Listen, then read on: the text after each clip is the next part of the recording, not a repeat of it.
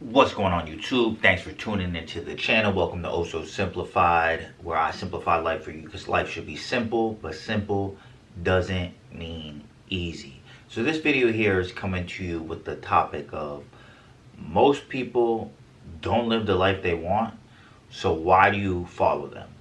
Now this video is really coming from the idea that most people are always asking for assistance, guidance, and looking towards others for what to do in their life. But if you walk out on the street and just look at the average person, especially the average adult, they look miserable. Like I live in, I just moved to like a suburb. I see people come and go, and I look at the lives that they live, and to be honest, it doesn't seem like a lot of people are fulfilled. Most people have upset looks on their faces. Definitely when I went to New York, it's a humdrum of like people that just don't look like they're doing what they want to do. But when we think about where we get our inspiration and advice, a lot of times people look towards social media and the friends that they see, whether it's, pushing to get married, pushing to, do like go on a lot of dates, spend a lot of money on clothes, spend a lot of money on pointless vacations, using vacations as a way to run away from their problems, drinking on the weekends and getting hammered, listening to certain music, being parts of certain fads. A lot of this is not anything that's coming from an internal source. It's coming from, you have a feeling inside and you look externally for how other people look to solve that particular problem, and you follow that. And where the title starts is that if you go deeper and look at these people's lives that you're basing yourself off of, and it can extend to celebrities and YouTube people as well, if you look behind the curtain, a lot of them are not living the life that they preach that they live, like online. If you're looking at the YouTube sphere, and if you're looking at just like normal day-to-day people, most people hate their lives and are miserable, and all of their advice is coming from this miserable lens that also has nothing to do with you. So that's kind of just where I want to set the premise of where it starts. And then as social creatures that we are, like humans, we like to mimic and imitate people, almost subconsciously, and taking the conscious aspect of looking at, is this actually a person I even want to model myself after? So this all leads to the real first main point, which is keeping up with the Joneses. This is something that, shout out to BOA, I know he mentions this all the time. Like, keeping up the Joneses is like the dumbest phrase like I've ever heard, from his view, he's ever heard. Because like, are you even a Jones? Like, if you're not a Jones, like, who are you keeping up with? Who are the Joneses? And why do you want to keep up with whatever they want to do in life? If you're not a Jones, then it almost makes no sense, because there's no connection to what you want. A lot of this comes to like materialistic things, like buying new cars, buying new clothes, on Instagram flexing, always looking like you're out with somebody, always looking like you're doing something big, this, that, and the third. But what does that really do for you? And then going back to where I kind of started in the preface of this video, are the Joneses even happy? Like, have you even like thought through all the way to the end, like what does their life really look like behind the curtain, not just what you see on the front part? And at the end of the day, we're all, not to get all woo-woo and mystical, but we're all unique, quote-unquote, snowflakes. We're all coming from a set of past experiences, certain genetic experiences, or genetic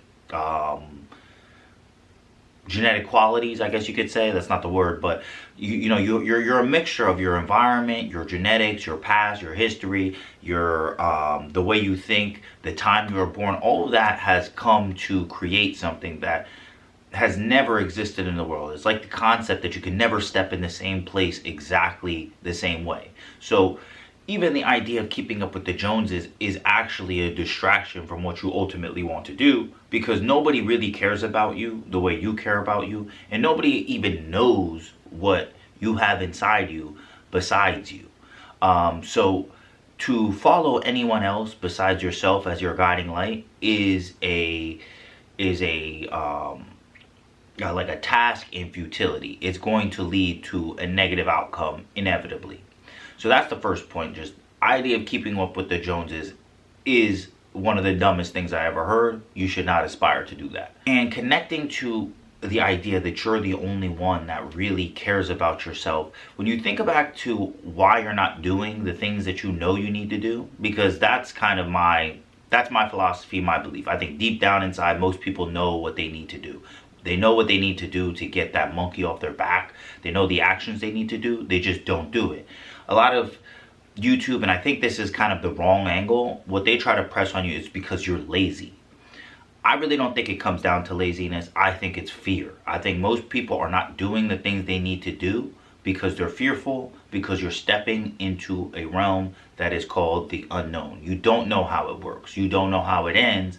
And then also, your whole life you have been preached and taught that if you do something and make a mistake, like, you should be so scared of it. Bad things are going to happen. You know, getting bad marks in school. You know, if you mess up on a test, things of that sort. If you don't, you know, go to college, you're a mess up. If you don't have a high paying job, you're a mess up.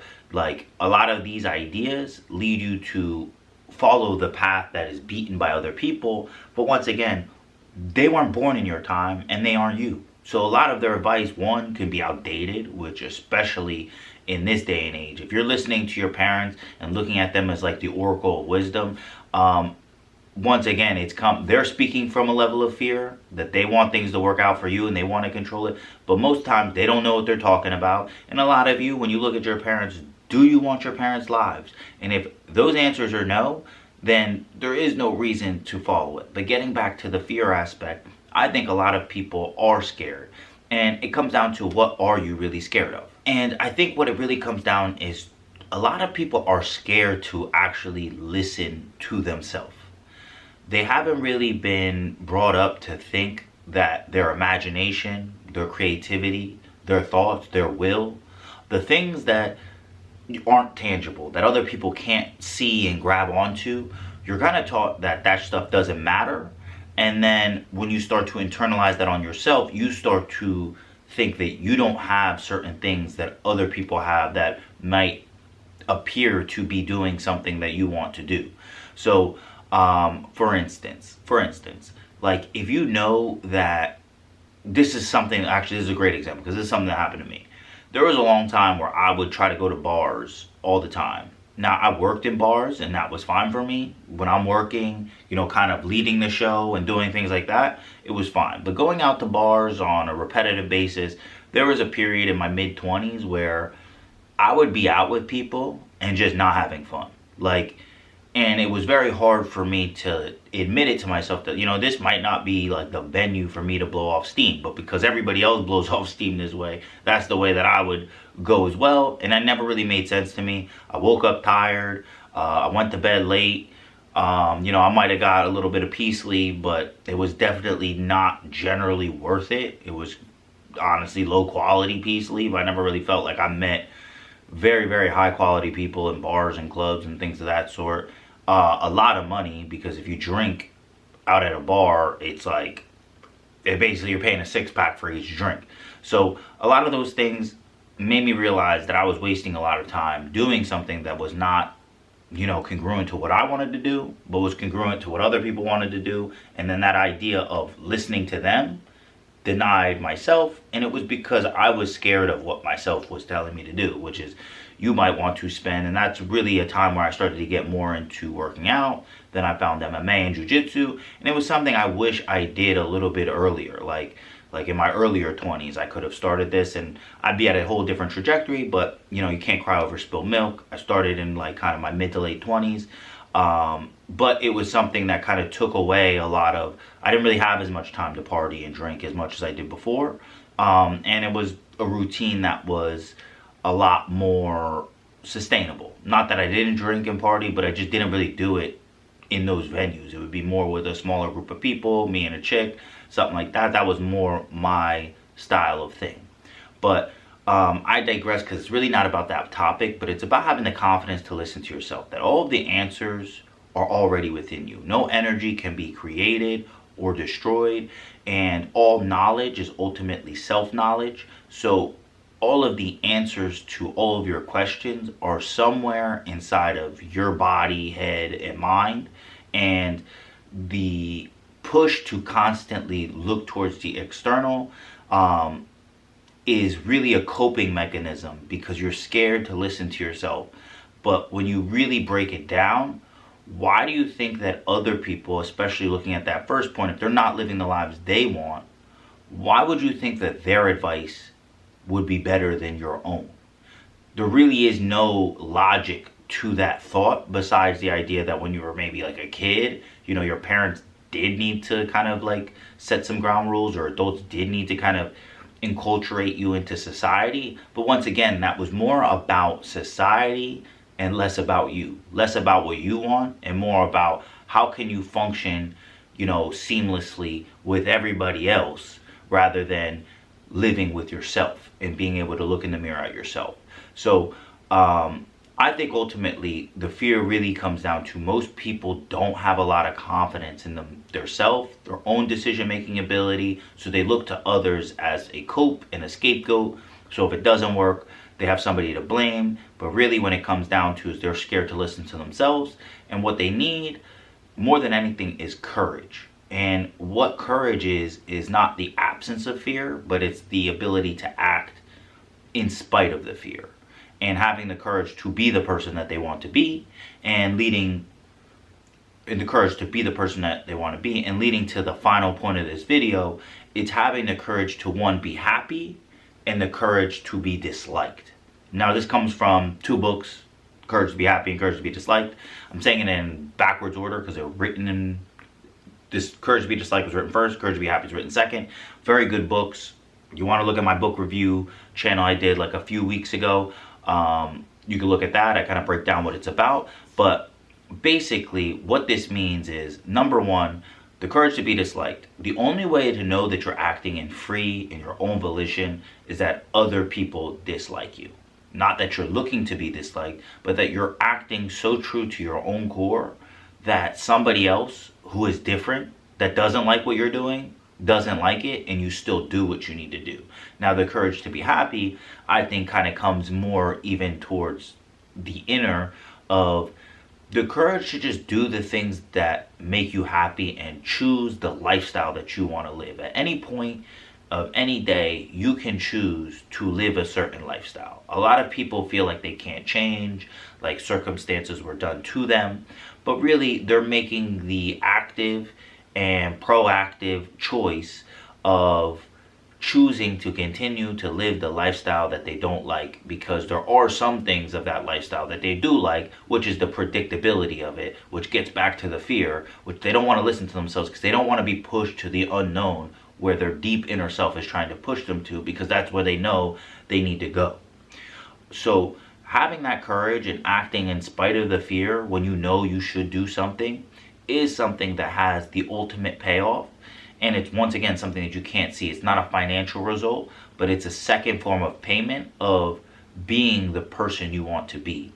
Now, a big reason why you do follow the group is that you don't want to be excluded. It's a natural human emotion that you don't want to be isolated, because back in the day, hunter-gatherer society, if you're outcasted, that could literally mean death. So social death could mean a physical death. So that's also something we live with today, especially with the rise of the internet and the larger communities. I think the smaller communities have started to dwindle, which somewhat makes my point even more relevant, but I think it would be even relevant thousands of years ago. But the idea is that a lot of the times you don't want to do certain things because you don't want to go against the tribe that you currently ascribe yourself to. But when you really break down this tribe, everything I'm saying is kind of like a circular argument type thing. When you look at the individual members of what you call your tribe, whether it's a friend group, whether it's a job, whether it's a community like in a township, whether it's whatever type of group you consider yourself to be a part of, you don't want to act in a way that's going to get you excluded from that group. But when you look at the individual members of that group, most of them individually are also lost and also don't really have a great plan, one for themselves, and they don't really have a plan for you either. And at the end of the day, it's just a bunch of lost individuals that have coalesced together, that have made a very weak form of what the tribe is. And the truth is, there is no tribe. So what you're scared of losing, you kind of don't have. Like, you guys were not ever part of like a tribe that's like all together, and if you lose them, you lost your connection to humanity in general, because there's always larger tribes, there's always new groups, there's always new groups of people you can be associated with. And the main idea of this is that when you're acting, you know, we can keep that phrase, keeping up with the Joneses, or trying to fit in with somebody else, you're also moving away from who you really are or who you truly want to be. Now, the people that are more aligned with who you truly want to be, if you're acting in a way that is, you know, following others, they're not going to see you as you are. They're going to see you as either like a fake person that's trying to be something they're not, or they're going to see you as something you're not, because you're acting in that way. And that's where being who you really want to be, being who you really are, will attract the true tribe, the real people that actually are doing the work. They are interested in the things you're interested in. They do have the same mindsets. And that might not be who the people you started with. And you have to kind of be willing and have that courage to face the fear that there might be a time where the people that you thought you were part of a group with, that you really weren't, but you thought, and you had attachments to that, maybe it falls away, but you'll find a new group that you actually fit into more, that like you for the ideal that you have for yourself. And that's something I'm kind of really going through, so that's why it was on my mind.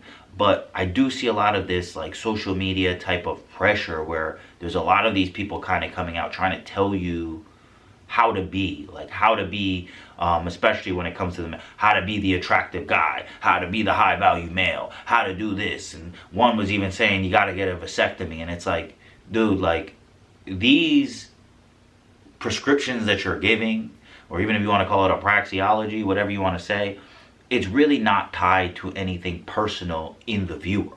It's tied to something personal in that person that they're trying to push on you. And that's where it's like, I would say, you know, listen to these people, but at the end of the day, everything's your choice, your lifestyle's your choice, your results are based on your choices, and the end result that you get in your lifestyle of fulfillment, as well as achievement, is going to come down to your choices to either be yourself and do the things that you truly want to do, or follow and listen to other people and just cross your fingers and hope that going with the flow is going to take you to the mountaintop. But I'm not a doctor and I'm not a geologist, but anytime I saw water go with the flow always runs downhill. So that's where I'll end it with this one. If you like the content, like, comment, subscribe. If you didn't like it, leave a dislike, leave some negative comments. Any feedback will do. You know what it is. Until next time, peace.